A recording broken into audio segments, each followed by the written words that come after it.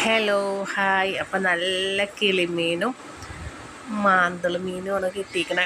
അപ്പോൾ അതൊക്കെ നന്നാക്കി കഴിഞ്ഞതിന് ശേഷം കുറേ ഉണ്ടായിരുന്നു കേട്ടോ. കിളിമീൻ അപ്പോൾ പൊരിക്കാനും എടുത്ത് അങ്ങനെ പുളി നല്ല തേങ്ങ അരച്ചിട്ട് കറിയും വെച്ചു, പിന്നെ പൊരിക്കും ചെയ്തു. അപ്പോൾ വീഡിയോ ഇഷ്ടമായാൽ ലൈക്ക് അടിക്കാനും ഷെയർ ചെയ്യാനും കമൻറ്റ് ചെയ്യാനും മറക്കരുത്. ഓക്കേ.